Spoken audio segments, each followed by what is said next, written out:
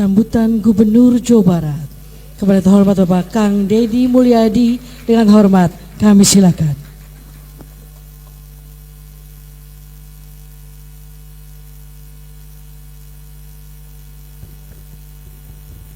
Assalamualaikum warahmatullahi wabarakatuh. Sampurasun. Kita sampaikan salam dan hormat serta rasa syukur kita pada Allah Subhanahu wa taala, pada Kanjeng Rasulullah sallallahu alaihi wasallam, pada sahabatnya, pada tabi'inya, pada aulia dan para walinya. Dan kita juga sampaikan salam dan hormat kepada leluhur Cirebon, baik leluhur kota Cirebon maupun leluhur Kabupaten Cirebon. Dan leluhur orang Cirebon, leluhur orang Banten itu memilih leluhur yang sama.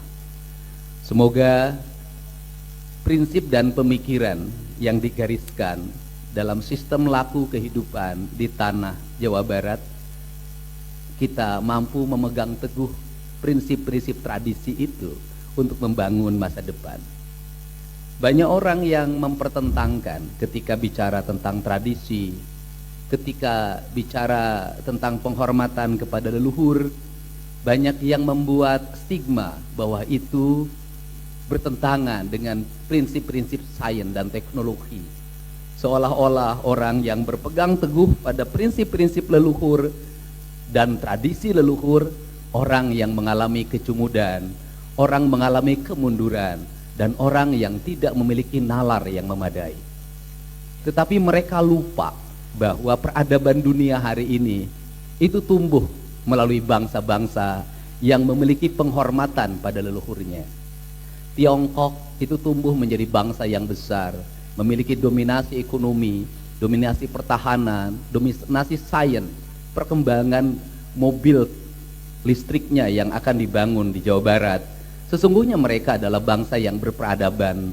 Mereka berpegang teguh pada masa lalu, menghormati leluhurnya, tetapi mereka memiliki masa depan.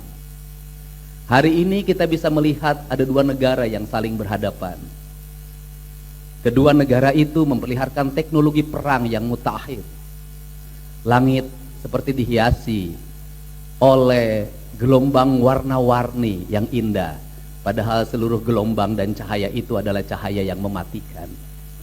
Kita misalnya melihat bagaimana Israel sebagai negara yang keturunan Yahudi, dia begitu menghormati garis leluhur Yahudinya.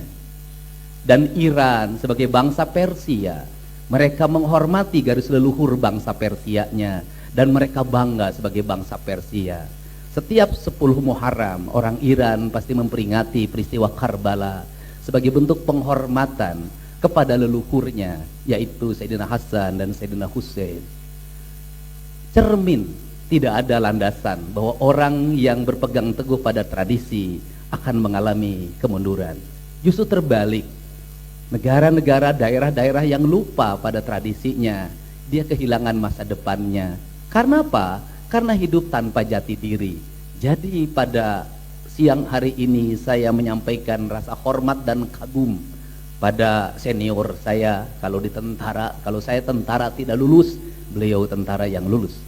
Pada Jenderal Dudung Abdurrahman, berkah menghormati leluhur. Sejak kapten berjanji akan membangun tajuk di Cirebon, ternyata ucapan itu menjadi kenyataan. Jadi kasat, mungkin kalau sumpah itu tidak ada, tidak akan ada tajuk itu terbangun dan tidak ada pangkat kasat. Yang kedua, seorang pemimpin itu adalah seorang yang pandai mengambil keputusan di situasi darurat dan situasi genting. Maka pemimpin berani mengambil resiko. Nggak usah besok terpilih lagi nggak jadi wali kota yang kedua periode. Nggak usah berpikir lagi besok terpilih nggak jadi DPRD atau jadi apapun. Tetapi hari ini saya harus mengambil keputusan itu, apapun resikonya. Dan saya melihat karir Pak Dudung itu melejit karena berani mengambil keputusan yang tepat pada saat orang lain ragu untuk mengambil keputusan.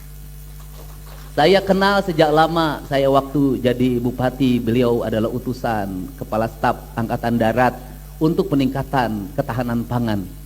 Beliau yang menghitung berapa di sebuah wilayah produktivitas pangannya.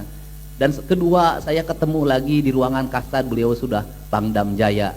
Yang ketiga, ketemu lagi, walaupun cuma nanya, tapi tidak sempat ketemu langsung ketika jadi Pangkostrat. Kemudian saya ketemu lagi ketika jadi Kasat. Kemudian ketemu lagi ketika Pak Prabowo sudah jadi presiden dan beliau orang yang dipercayai untuk sebagai staf ahlinya. Saya mengucapkan selamat pada seluruh anggota DPRD Kota Cirebon yang hari ini berbahagia. Kebahagiaannya bukan hanya karena ulang tahun Kota Cirebon, tapi jabatannya bertambah 2 tahun. Tidak usah pemilu, cukup dengan putusan Mahkamah Konstitusi.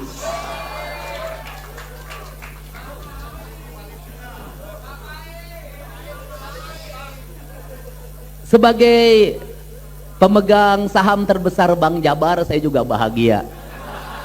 Karena Bank Jabar bisa nambah lagi platform kreditnya.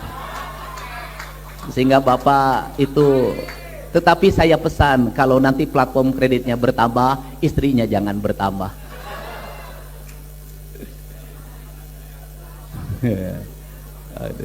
Saya ucapkan terima kasih dan selamat buat Pak Wali Kota dan Pak Wakil Wali Kota serta seluruh jajaran Porkopimda Kota Cirebon, Pak Kapolres, kemudian Bu Kajari, Kajarinya laki-laki, Pak Kajari, kemudian juga Ketua Pengadilan Negeri dan seluruh jajaran instansi vertikal yang ada di Kota Cirebon.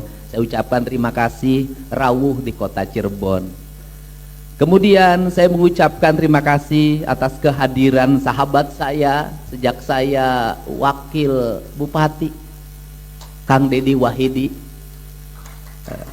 Kang Dedi itu selalu menjadi nomor 1 di DPR karena namanya sudah Wahid. Dia Dedi nomor 1, tetapi ternyata nasib jadi gubernur ada di Mulyadi bukan di Wahidi. Saya senang sikap beliau yang konsisten dari dulu di bidang pendidikan, kemudian sangat memperhatikan lingkungannya untuk bisa bersekolah, sehingga aspirasi dari pusatnya masuk ke Indramayu, berilah sebuah yayasan, berilah sebuah sekolah di mana anak-anak Indramayu bisa bersekolah dengan baik.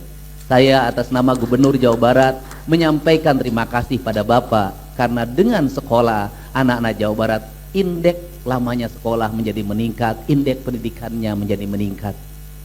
Saya ucapkan terima kasih pada sahabat saya, seluruh anggota DPRD Provinsi Jawa Barat di Dapil 12. Selamat juga Bapak nambah 2 tahun jabatannya. Ada Kang Dedi Rohanadi, ada Kang Muhammad Sidkon, ada Kang Muhammad Asraf Abdik, ada Teh Insinyur Wahyuni Utami. Saya ucapkan terima kasih Bu. Boleh Bu platformnya taikin lagi. Seluruh tokoh-tokoh ini sebenarnya ini adalah orang-orang kaya Pak. Bisa jadi adalah keluarga yang paling kaya di Kota Cirebon. Karena areal tanahnya luas. Di mana-mana. Di negara-negara yang dipimpin oleh raja, maka raja paling kaya. Di Thailand itu rajanya paling kaya. Di Brunei pemimpin Sultan Hasanah Bolkiahnya paling kaya. Di Jogja juga. Nah ini juga kaya sebenarnya, tapi kekayaannya sering banyak hilang. Saya ucapkan terima kasih pada keluarga besar Kasepuhan, keluarga besar Kanoman, keluarga besar Kacirebonan, dan keluarga besar Kaprabonan. Saya paling senang pada nilai-nilai sejarah ini. Tadi disampaikan apa sih yang menjadi orientasi kita dalam membangun kota ini. Negeri ini punya segalanya Pak. Apa sih yang tidak punya dari negeri ini? Dari Jawa Barat apa yang tidak punya? Kita punya sejarah kebudayaan, kita punya situs sejarah, kita punya seni yang tinggi, kita punya nilai-nilai arsitektur yang jauh lebih baik dibanding yang lain. Tapi pertanyaannya adalah kenapa kita tidak semaju orang lain? Problemnya satu, ketidakpercayaan diri pada diri kita, ketidakpercayaan diri pada leluhur kita. Kalau saya mengamati bagaimana desain arsitektur di Cirebon, dari mulai tajuk yang dititipkan oleh Sunan Gunung Jati.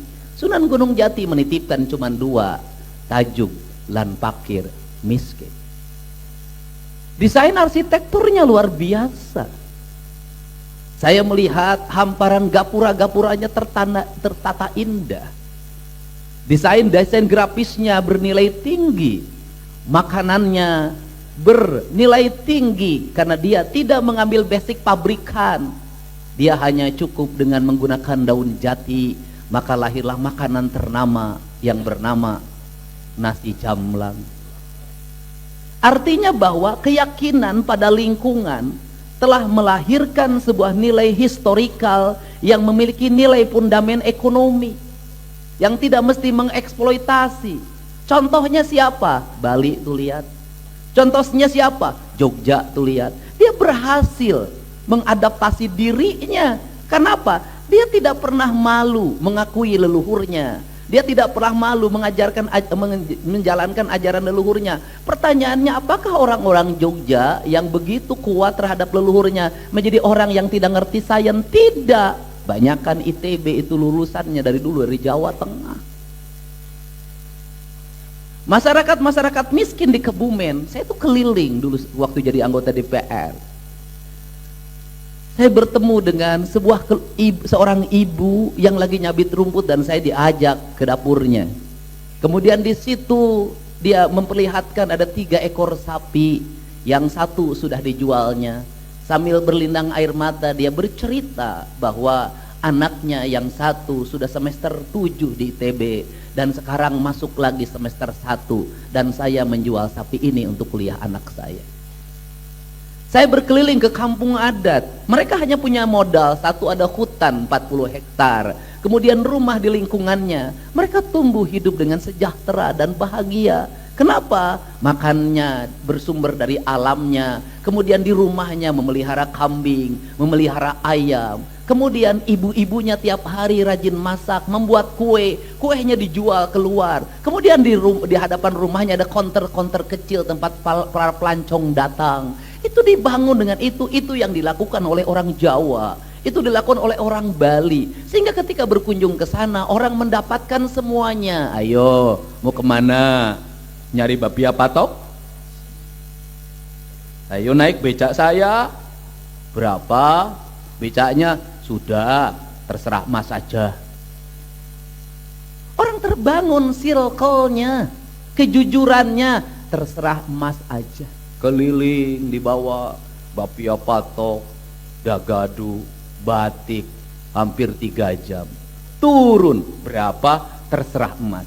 Kalimat berapa? Terserah, itu adalah kalimat penghambaan.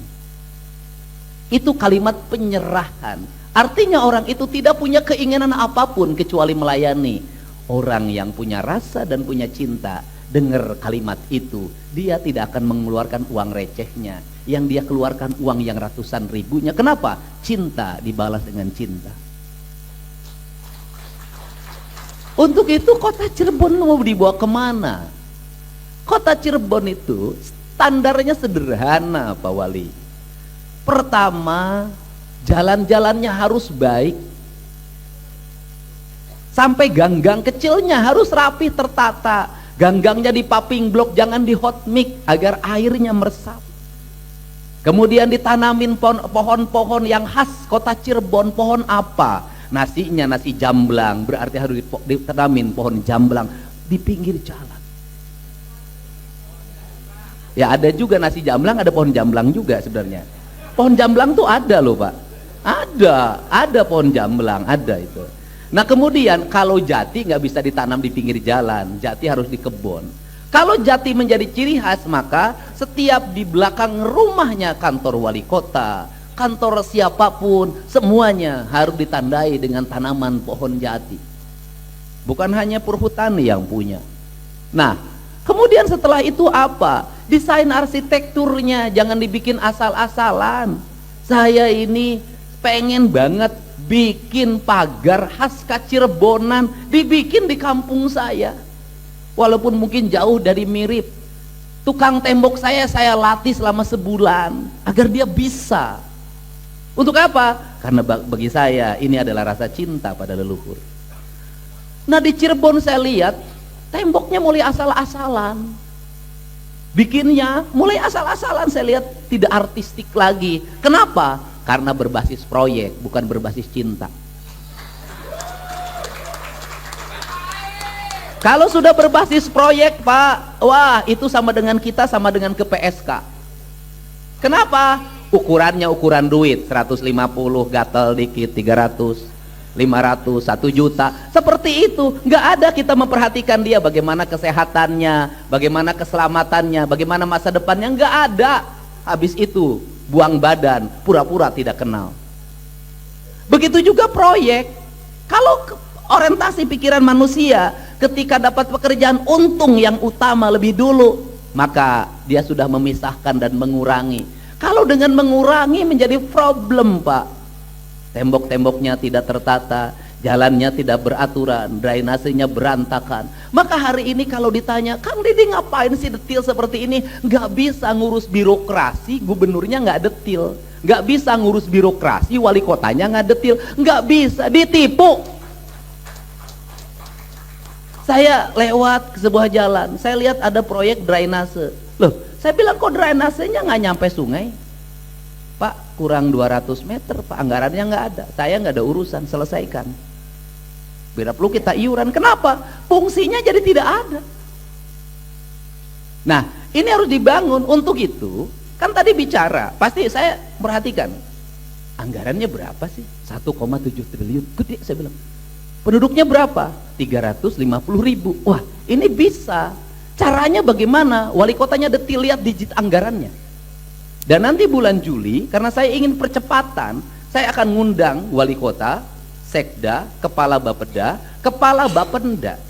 Saya akan baca anggaran kota Cirebon, Kabupaten Cirebon, seluruh Jawa Barat, satu digit. Dan saya akan masukin ke media sosial saya biar rakyatnya tahu. Biar rakyatnya tahu. Wah, ini nyumputinnya di sini saya tahu. Wah, ini sumputinnya di sini nih. Ini di sini. Biarkan ini transparansi. Kalau ingin transparansi, publik harus tahu detil isi anggaran kita. Jangan ragu lagi, kasih tahu. Kenapa? Kalau publik sudah diberitahu detil anggaran kita, ingat, kita akan mendapat impact yang kedua, kepercayaan publik. Kalau kepercayaan publik sudah tinggi, Anda terus bekerja untuk publik, Anda dihujat siapapun, digempur oleh buzzer manapun, ada yang bela, rakyat, bukan buzzer, bukan influencer. Kenapa? Rakyat tahu bahwa kita bekerja untuk mereka. Dan yang berikutnya kita akan mendapat apa? Partisipasi, Pak. Pak Wali kalau sudah menjalankan anggaran dengan transparan, detail, tidak ada yang disembunyikan, Pak Walinya bersikap sederhana, akan banyak para pengusaha yang datang kepada Bapak ingin memberikan dana CSR-nya untuk kemajuan kota Bapak. Kenapa? Karena Bapak dipercaya oleh pengusaha. Jadi rezekinya akan datang. Tapi kalau kitanya tidak terbuka, tinggal di rumah gelap, orang nggak akan percaya.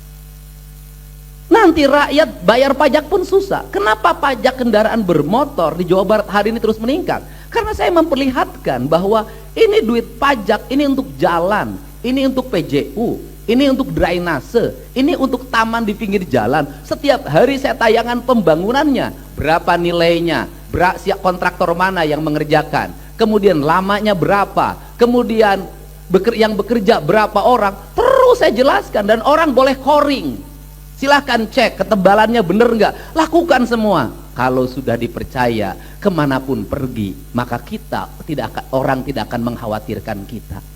Kalau istri Pak Wali percaya sama Pak Wali, maka tidak perlu lagi di mana, video call dulu, sebelah sini, nggak usah. Dia percaya. Kayak Pak Dudung dipercaya oleh istrinya, kemanapun pergi tak pernah ditanya.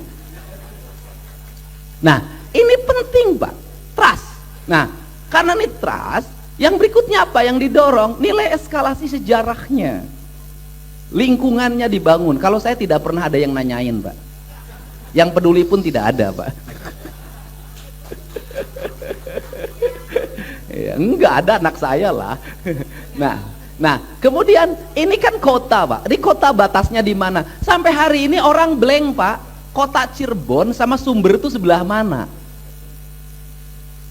Blank, Pak. Bapak bikin, bukan mau perang, Pak, bukan. Bikin batasnya sebelah mana kelihatan. Bikin geografiknya. Apa yang membuat khasnya kota Cirebon, apa yang membedakan dengan Kabupaten Cirebon. Setelah itu antar kelurahannya, Bapak bikin desain batas-batasnya. Gapura-gapura gang-gangnya ditata dengan baik. Kemudian selesaikan kemiskinan di kota Cirebon. Rumah-rumah rakyat miskinnya segera diperbaiki dan ditata dengan bangunan khas Cirebon. Ya, kemudian setelah itu apa lagi? Beresin tuh yang minum ciu di pinggir jalan, Pak. Ini kotanya kota wali, Pak. Masa di kota wali anak-anak mabau ciu, Pak? Masa di kota wali ada anak-anak tawuran? Janganlah. Nah, iya, itu tramadol, eksimer yang di pinggir jalan tuh ambil tindakan tegas, bersihkan, Pak. Kenapa? Kenapa saya ngotot terhadap ini? Karena ini adalah ekonomi. Di mana letak ekonominya? Saya buka. Bahwa anak-anak muda itu adalah objek dari pasar. Anak-anak remaja itu objek dari pasar. Pasar apa? Motor, gadget. Setelah itu apa? Minuman. Dan minumannya pinter. Dia jual itu yang murah-murah, yang di bawah 5.000. Yang 5.000 recehan itu diambil, kenapa? Karena menguntungkan. Saya lagi nanganin 2 pasien dari Sumatera Selatan hari ini, narkoba. Dia konsumsi narkoba sejak SMP, belinya 50 ribuan, sabu-sabu, itu dapat sedikit, tapi dijualin karena ini pangsa pasar. Anak-anak kita, anak-anak remaja kita, adik-adik kita adalah pangsa pasar. Dia adalah pasar, dan ada predator yang mempersiapkan dirinya untuk menjadikan mereka sebagai sumber ekonomi. Untuk itu saya beres ini gak boleh, harus diputus mata rantainya. Tawuran itu tersistem, dikendalikan di media sosial, ada gurunya. Kemudian ketika tawuran, yang bikin bom molototnya anak sekolah, ada koordinatornya. Koordinatornya itu anak buahnya pasti anak sekolah. Koordinatornya cuma satu, jarang yang tawuran. Itu usianya dewasa, jarang. Rata-rata anak sekolah, koordinatornya satu. Koordinatornya mundur ngambil gambar, habis itu hilang. Ini sistematika, ini harus diselesaikan. Kenapa? Kita akan lost generation. Ada satu generasi yang akan hilang di negeri ini. Anda lihat Amerika hari ini, bagaimana anak-anak yang tidak bisa berkompetisi, dia menjadi pancandu narkoba, dia tidur di mana saja, wajahnya sudah kayak orang meninggal. Itu adalah merupakan residu dari sebuah perkembangan modernisasi pembangunan. Nah, pertanyaannya apa? Pertanyaannya adalah, kalau tahun 70-an yang nakal itu anak orang kaya, kalau tahun 80-an yang nakal itu anak orang kaya, hari ini yang nakal itu anak orang miskin. Apa aspek ekonominya? Dia ngambil motor, gak kebayar. Anaknya tawuran, harus ganti sama yang dibacoknya. Duitnya dari mana? Ngambil Bang Emok. Anaknya ngamuk, pengen studi tour, pinjem Bang Emok. Habis itu banyak yang kehilangan rumahnya. Saya punya riset. Terjadi kemiskinan yang masif. Kenapa? Anak orang miskin menghabiskan kekayaan orang tuanya, sudah miskin, anaknya jadi predator. Ini harus dirubah. Kenapa? Anak-anak orang kelas menengah, mohon maaf, tumbuh dengan baik, sekolahnya baik. Anak anggota DPR jadi anggota DPR lagi. Anak mantan kepala staf angkatan darat jadi akademi angkatan darat. Anak gubernur jadi anggota DPRD provinsi. Anak jenderal polisi masuk Akpol.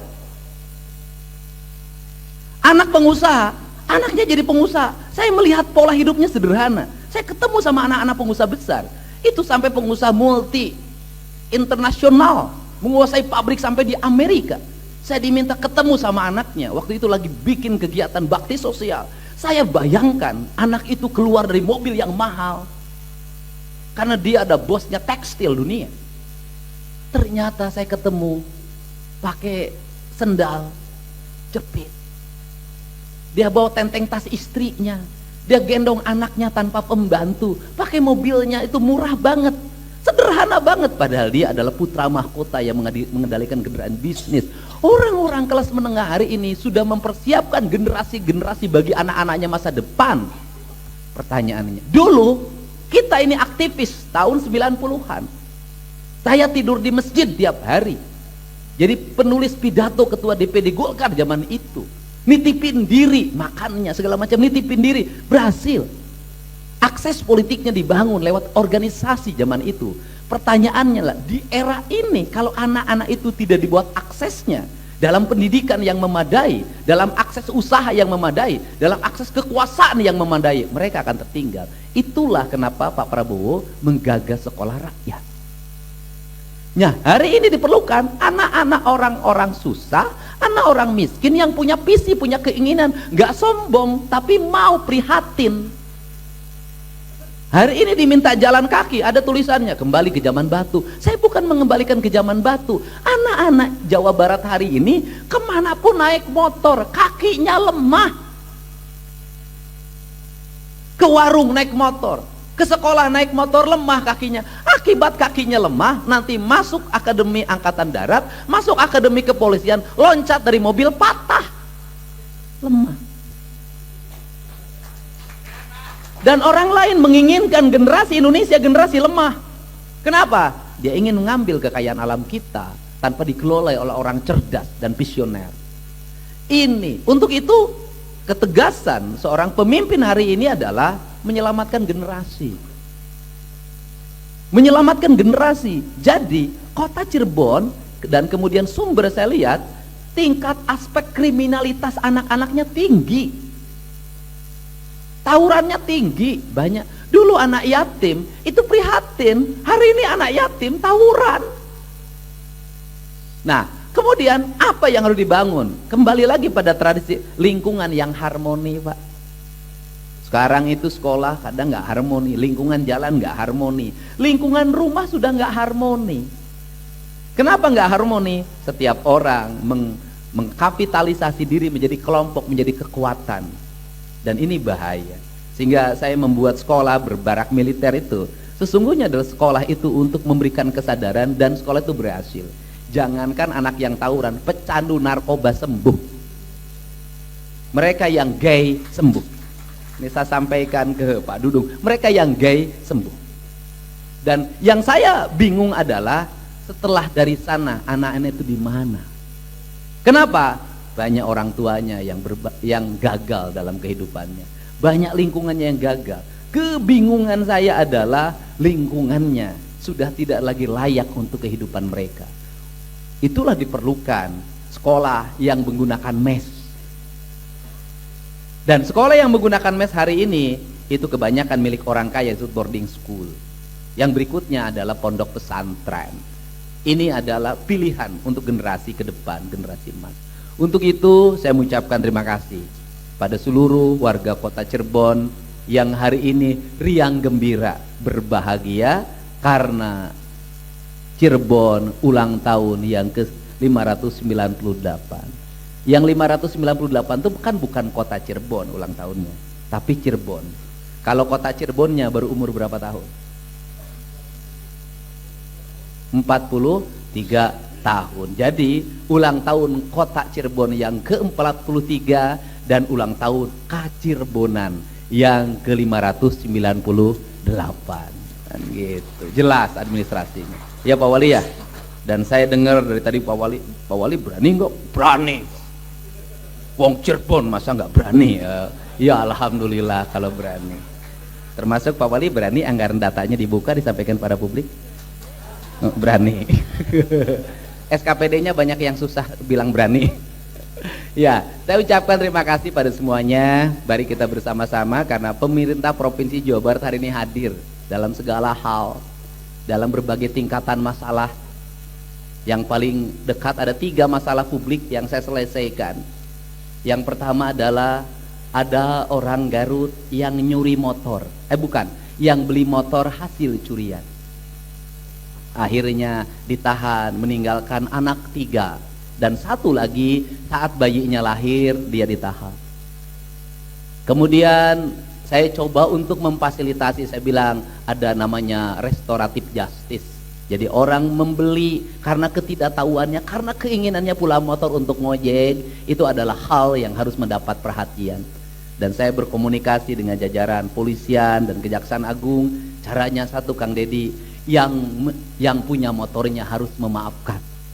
Saya mencoba untuk ngundang bertemu mahasiswa Unpad. Saya bilang, kamu memaafkan nggak? Saya nggak tega Pak, lihat yang nerimanya. Kalau yang nyurinya sudah kebiasaan, itu harus dihukum. Tapi yang belinya, saya maafkan Pak. Ya sudah, mungkin minggu ini mereka sudah bisa bebas dengan restorasi justice. Jadi untuk itu, caranya bagaimana? Kalau pemerintah kotanya ingin mengetahui detail urusan warga, mau tidak mau Pak Walinya harus bermedia sosial. Pak Wali tidak mungkin hanya mengandalkan laporan dari camat, lila Pak, dari kepala dinas, lila Pak. Bagaimana? Pak Wali harus lihat dalam setiap hari TikTok apa yang diceritakan di kota Cirebon. Jangan sampai nanti semuanya ke KDM Pak.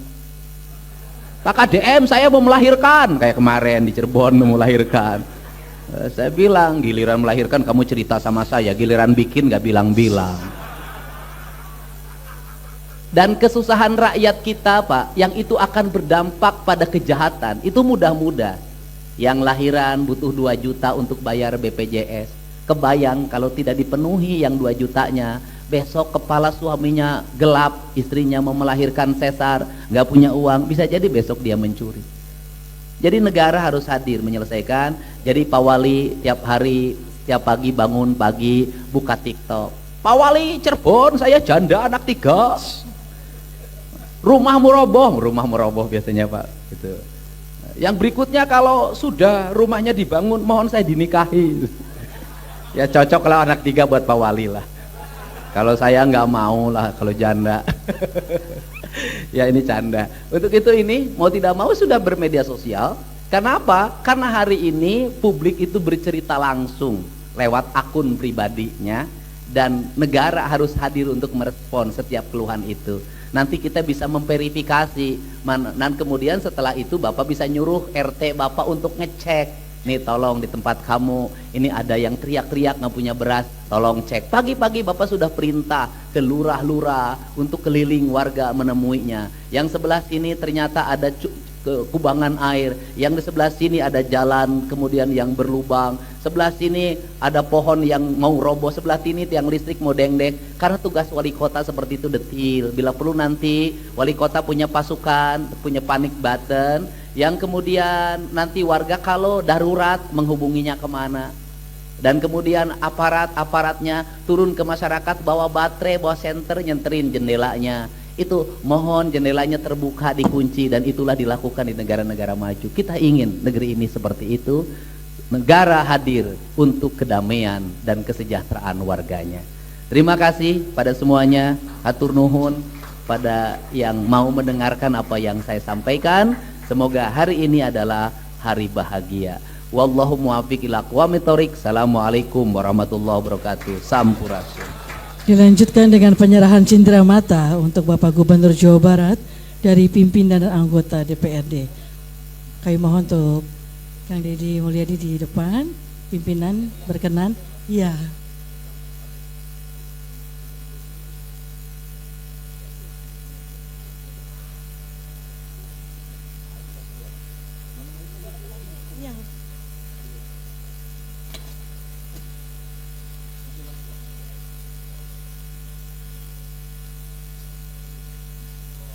Ya, kami mohon Bapak Ketua DPRD menyerahkan batik khas Cirebon.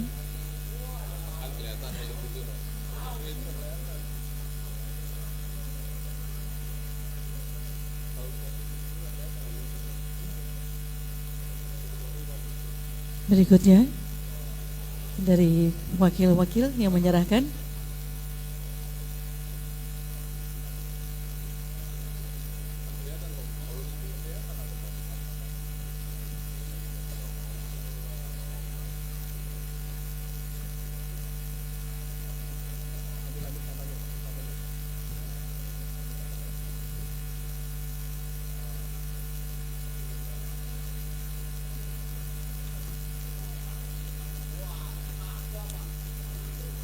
Baik, penyerahan cindera mata selesai, kami persilakan untuk kembali ke tempat.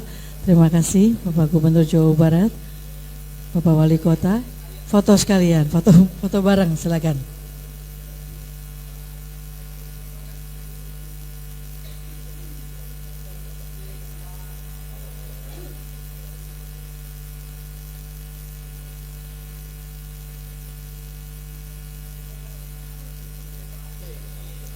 Ya, Cirebon C.